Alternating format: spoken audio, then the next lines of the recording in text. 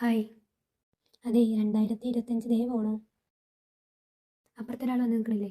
2026 മൂന്നാല് ദിവസം കഴിഞ്ഞാലേ ന്യൂ ഇയർ എത്തി മക്കളെ. നിങ്ങളെ കഴിഞ്ഞത്തെ പ്ലാനുകളൊക്കെ എന്തേ? വെള്ളത്തിലായാലേ സാരല്ല, ഞാനും ഉണ്ട്. നിങ്ങളെ വിഷൻ ബോർഡോ?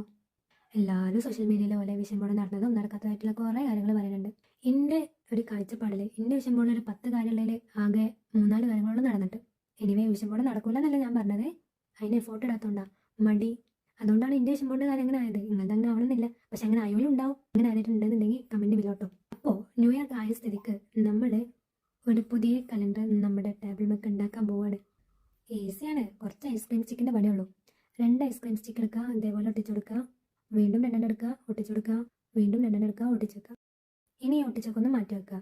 അതിൻ്റെ നെക്സ്റ്റ് സ്റ്റെപ്പ് ഈസ് ഒരു ഐസ്ക്രീം സ്റ്റിക്ക് എടുക്കുക, 2 ഓട്ട തുറക്കുക, എന്നിട്ട് ഇതിൻ്റെ അറ്റൊക്കെ ഒന്ന് കട്ട് ചെയ്ത് കൊടുക്കണം കേട്ടോ. ഇനി അതൊന്ന് മാറ്റി വെക്കുക.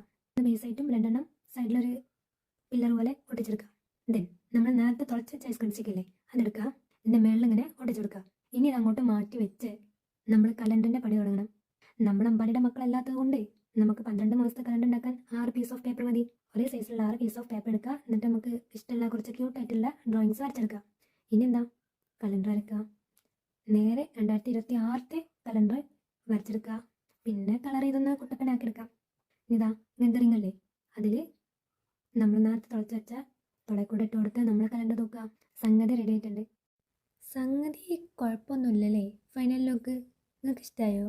എൻ്റെ ടേബിൾ പിന്നെ എസ്തറ്റിക് അല്ലാത്തതുകൊണ്ട് ആ ഒരു ഇതങ്ങോട്ട് കിട്ടണില്ല.